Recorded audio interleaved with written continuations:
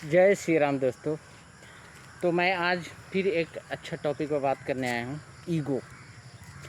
देखो, ईगो जो है ये इसका पॉजिटिव एस्पेक्ट भी है और नेगेटिव एस्पेक्ट भी है, राइट। डिपेंड ये करता है कि आप किस नज़रिए से आप इसको देखते हो, आप ईगो को किस लिमिटेशन तक रखते हो। ठीक है, किसी भी चीज़ को जो बोलते हैं ना, बैलेंस रखना, बैलेंसिंग इज़ मैनेजमेंट। यदि आप बैलेंस करके चलते हो ना, तो इस धरती पे कोई भी ऐसा चीज़ नहीं है जिसके बारे में आप कुछ निगेटिव बोल पाओगे। लेकिन उसी के साथ यदि आप लिमिट क्रॉस करते हो, अनबैलेंस करते हो, फिर वो आप डिवाइड कर देते हो, this is negative, this is positive. जैसे आप ईगो को ही ले लो, राइट। यदि आपके अंदर इतना ईगो है कि आप किसी का रिस्पेक्ट नहीं कर पा रहे हो, then this part of energy, ego, is considered as bad, right. लेकिन ईगो बस इतना है कि आप किसी को आप हेल्प कर पा रहे हो, रिस्पेक्ट कर पा रहे हो, राइट, और आप भी उससे रिस्पेक्ट ले पा रहे हो। तो इतना ईगो तो एज ए विटामिन है, एज ए नीड है, तो ये सही है। ठीक है, अब बात आती है ना ईगो से रिलेटेड जो बोला जाता है। जैसे आप यदि हम लोग स्पिरिचुअल लाइफ से यदि रिलेट करते हैं, तो ऐसा बोला जाता है कि आप स्पिरिचुअल लाइफ में यदि आप अच्छे से एंट्री लेना चाहते हैं, आप किसी अचीवमेंट को करना चाहते हैं स्पिरिचुअल लाइफ में, तो उसके लिए आपको ईगो को जीरो करना होता है, राइट। जबकि ईगो वहाँ भी जीरो नहीं हो पाता है। एक ईगो होना चाहिए ताकि आपको एक ड्राइविंग फोर्स मिले कि हाँ मुझे ये करना है, दिस इज ऑल्सो ईगो।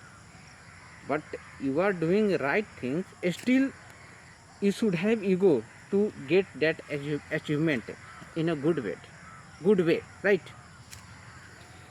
आप ये हम ना किसी भी चीज़ को ऐसा मान लेते हैं कि कोई चीज़ अच्छा है, 100% प्योर है, तो वो हमें कहीं दूर ही मिलेगा, कहीं बड़े ऐसा आउटलुक दिख रहा हो, ताम झाम वही मिलेगा। नहीं, ऐसा नहीं है। आप अपनी सोसाइटी में, आप जहाँ भी हो, किसी भी विलेज में हो, किसी भी शहर में हो, यदि आप आसपास से यदि आप ऑब्जर्व करोगे, तो वहाँ भी ऐसे लोग आपको मिल जाएंगे जिनके अंदर ईगो बिल्कुल नहीं है। वैसे लोग के तुरंत लोग बोल देते हैं कुछ नेगेटिव वर्ड, अरे वो गधा है यार, अरे वो दिमागी नहीं है। लेकिन ये नहीं सोच पाते हैं कि जब बुक में पढ़ते हैं ईगो से रिलेटेड, तो वो उनके दिमाग में होता है कि ऐसा भी हो सकता है क्या कि ईगो को जीरो किया जा सकता है। जिनके पास ईगो नहीं है वो बहुत ऊपर तक गए हैं। ठीक है, लेकिन उसी चीज़ को है हमारे सोसाइटी में ही है, लेकिन कोई ऐसा व्यक्ति मिल जाए तो हम उसके बारे में ये नहीं सोच पाते हैं, अरे वेरी नाइस पर्सन यार, इसके पास तो ईगो है ही नहीं, है बस इतना है जिसमें वो खड़ा हो सके, आपके पास आके कुछ बोल सके, इतना तो चाहिए। लेकिन उसमें उस हद तक ईगो की कमी रहती है, इरेडिकेट करके रखते हैं, जिससे आप उसे अच्छा बोलो, लेकिन अच्छा ना बोलकर आप कुछ बुरा बोल देते हैं। ठीक है, तो कहने का मतलब ये है कि आप आस-पास ही आप अच्छे महान लोग को आप ढूँढ सकते हो, उनसे आप सीख सकते हो। इसके लिए ज़रूरत नहीं है आप बहुत बड़ा बुक पढ़ो आप, इसके लिए ज़रूरत नहीं है बहुत बड़े गुरुजी के पास जाओ, इसके लिए ज़रूरत नहीं है बहुत बड़ा ग्रंथ पढ़ो आप, नहीं। आप ऑब्ज़र्व करना सीखिए, लोगों को रिस्पेक्ट देना सीखिए और उनको ऑब्ज़र्व करना सीखिए कि इनमें क्या क्वालिटी है। ऐसा कोई व्यक्ति आपको नहीं मिलेगा जिनके पास कुछ अच्छा क्वालिटी ना हो, ऐसा कभी नहीं हो सकता। यहाँ तक कि मैंने बताया ना कि कीचड़ से गंदगी हम किसी चीज़ को मानते ही नहीं, लेकिन उसमें से आप कमल खिला रहे हैं, उसमें से कीचड़ क्या कमल को खिलने देती है। तो आप सोचो कि कीचड़ में भी कुछ अच्छाई है। कभी आप बुराई देखकर चलोगे तो किसी को आप पहचान नहीं पाओगे, किसी चीज़ को पहचान नहीं पाओगे। लेकिन यदि आपकी नज़रिया ऐसा हो जाए कि आप हर चीज़ में अच्छाई ढूंढो, तो उसकी अच्छाई आपके पास आएगी। ठीक है, तो अल्टीमेटली मैं ये कहना चाह रहा हूँ कि आपके आस-पास ही गोल्डन पीपल हैं, डायमंड से भी अच्छे क्वालिटी वाले लोग हैं। आप उन्हें पहचानो, उनको रिस्पेक्ट दो, और किसी को रिस्पेक्ट देने से उसके अच्छे क्वालिटी को लेकर, अच्छे बिहेव को लेकर, इससे वो तो ग्रोथ कर ही रहे हैं अपने आप में, आप ग्रोथ करोगे।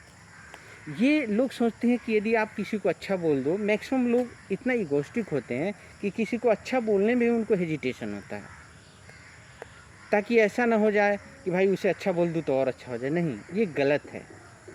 उससे अच्छाई आपकी बढ़ेगी। आप किसी चीज़ को अच्छा बोलते हो जिस भी बात के लिए, वो अच्छाई आप में आ जाती है। तो थोड़ा अपने माइंड को ब्रॉड करें, कहीं जाने की ज़रूरत नहीं है, आप आस-पास देखो ना, ठीक है? आप जिसे सबसे नीचा आप समझते हैं, उस इंसान से भी कभी आप प्यार से बात करके देखें, आप उसे रिस्पेक्ट देकर बात करें। आपको उसके अंदर से गुड जैम जो है ना, वो आपको दिखाई देगी आपके लिए। भले ही किसी के लिए जो भी हो, आप किसी दिन ठहरे, मन को शांत करें, उसे रिस्पेक्ट दें और आधा घंटा बात करें, उसके अंदर भी अच्छाई आपको पता चलेगी। हर इंसान एक ऐसा चीज़ है ना, इस ब्रह्मांड में कोई भी एलिमेंट हो, किसी तरह का एलिमेंट हो, उनके पास दोनों चीज़ होता है, अच्छाई है, बुराई भी है। सिर्फ बुराई नहीं है, जहर भी होता है ना, उसमें भी कुछ अच्छाई है। कभी कुछ जहर होते हैं जो आप खा लो, आप मर जाते हो, उसी जहर का एक गुड अमाउंट में यूज करके आप मेडिसिन भी बनाते हो। तो आप नज़रिया को चेंज करो, आप नज़रिया को अपने बदलो, ताकि आपको समझ में आए कि ऐसा कोई एलिमेंट नहीं जिसके पास अच्छाई है ही नहीं। किसी भी इंसान को ले लो, उसके अंदर अच्छाई है ही, है ना? ऐसा बोलते हैं ना कि इस ब्रह्मांड का यदि सबसे अच्छा ब्यूटीफुल कोई चीज़ है तो जीव, प्राणी, मनुष्य है ना, जानवर है। यदि अच्छाई नहीं होता तो बन ही नहीं पाता। किसी भी चीज़ को बनने के लिए एक एनर्जी, कंस्ट्रक्टिव एनर्जी की ज़रूरत होती है ना? यदि कोई चीज़ बन रहा है, वो कीड़ा ही क्यों नहीं है, कोई इंसान हो या फिर कोई जानवर क्यों नहीं हो, यदि उसका निर्माण हुआ है, उसका जन्म हुआ है, तो उसकी अच्छाई को लेकर ही जन्म लिया। यदि उसके अंदर कुछ बुराई है तो प्राकृतिक ही उसमें दिया है, उसे प्राकृतिक ही उसमें डाला है, उसका भी कहीं ना कहीं उपयोग है, राइट? यदि चींटी ना हो तो शायद जिस चीज़ को चींटी के द्वारा यहाँ पे इससे बायोलॉजिकल सिस्टम को बैलेंस किया जाता है, इस प्राकृतिक में बैलेंसिंग है, हो सके वो अनबैलेंस हो जाए। हम नहीं बनाए हैं, कोई कंपनी नहीं बनाई है, ये प्राकृतिक है, नेचर का है, इसका भी कुछ काम है। छोटे से छोटे जीव, मच्छर है ना, मच्छर से ज़्यादा पहचान किसी से इंसान हो सकता है, लेकिन उसका भी कुछ ना कुछ यूज है। आप उस पर सोचोगे समझ में। अब मानो यदि कहीं गंदगी जमा हो रही, राइट, यदि उसमें से कुछ कीड़ा मकोड़ा, यदि कुछ ऐसा चीज़ें उसमें से यदि बन रहा है तो उसकी बुराई निकल रही है, वो डाइजेस्ट हो रहा है इस ब्रह्मांड में, वो ख़त्म हो रहा है, दिस इज़ गुड ना। या फिर आप ऐसा कहो कि वहाँ पड़ा रहे, उसकी बुराई न जाए तो बुराई पड़ा रहे। हर चीज़ को आप पॉजिटिव नज़रिए से देख सकते हैं, बस बात सोचने की है, आपको सोचना पड़ेगा, अच्छाई बुराई को देखना पड़ेगा, राइट? तब आपको पता चल पाएगा कि मैं क्या बोल रहा हूँ। आप जिससे भी इरिटेट होते हैं, घर में भी मम्मी पापा भाई बहन अंकल कजन, आप किसी देखो जो है सो तो है, लेकिन आपको उससे क्या लेना है वो आप पे डिपेंड करता है। आपको कैसा बिहेव करना चाहिए नहीं करना चाहिए वो आप पे डिपेंड करता है, राइट? तो आप इस पर सोचना शुरू करो। एक अच्छा इंसान आप बनना चाहते हो, कुछ करना चाहते हो, तो ये चीज़ आपको सीखना पड़ेगा कि हर एक चीज़ में से अच्छाई को कैसे ग्रैब करना है आप, ठीक है? फिर से वही बात आ जाती है कि रियलाइज़ करना होगा।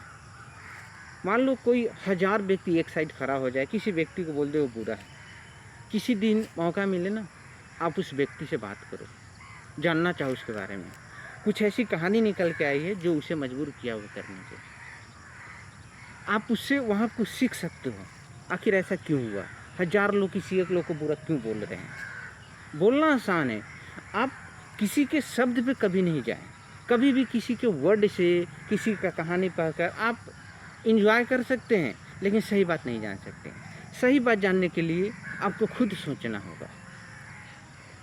यदि आप प्राकृतिक को मानते हैं ना, प्राकृतिक में अच्छे फूल भी हैं, फल भी है, कांटे भी हैं, लेकिन कांटा का भी अपनी जगह पर रिस्पेक्ट है, फूल का भी अपनी जगह पर रिस्पेक्ट है। नॉर्मली हम लोग क्या करते हैं, फूल है तो अच्छा लगा, उससे प्यार करते हैं, कांटों को नेगलेक्ट करते हैं। नहीं, नेगलेक्ट करने की ज़रूरत नहीं है, उसकी उपयोगिता आप देखिए प्राकृतिक में क्या है, वो आपको क्या दे रही है, उस चीज़ को आप देखिए। ऐसा क्यों, उसका जन्म क्यों हुआ? प्रकृति कभी गलत कर नहीं सकती है। सारी बात घूम फिर के आती है कि आपको सोचना पड़ेगा उस चीज़ को समझना पड़ेगा, जानना पड़ेगा, ठीक है। ऐसे ऐसे बहुत सारे मैंने अपने गांव में भी मैंने देखा है, बहुत जगह मैंने दोस्तों को देखा है कि जो कम बोलते हैं, काफ़ी डाउन टू अर्थ रहते हैं, किसी बात का आपको रिएक्शन नहीं देंगे, स्माइल करते रहते हैं। आप उन्हें क्या एक मूर्ख टाइप का इंसान समझ लो, तो नहीं। जो अच्छाई आप जो बुक में पढ़ रहे हो, जो बुक में पढ़ के किसी महान व्यक्ति के बारे में देखे हो, सुने हो, जाने हो, और जो अपने में लाना चाहते हो, वो सामने आपके होता है, बट आप उसको रिस्पेक्ट नहीं दे पाते हो, आप उसे समझ नहीं पाते हो, फिर भटकना शुरू हो जाता है, ठीक है। तो respect, have respect for each and everything. जो भी सोसाइटी में, उसके लिए आप रिस्पेक्ट रखें। ये बिल्कुल आप ध्यान रखें कि आप टीचर को भी रिस्पेक्ट दें, कहीं ना कहीं उसका भी कुछ अपना रोल है, ठीक है। आप घर में रहते हैं, घर को सुंदर से सजा कर रखते हैं, घर में रहते हैं इसलिए, लेकिन आपको नहीं पता कि घर आपकी सुंदर क्यों हो, क्योंकि आपने उसमें से कचरा बाहर निकाल कर फेंका। उसे कौन रख रहा है? वो नाला रख रहा है, उस नाला को आप रिस्पेक्ट दे सकते हैं।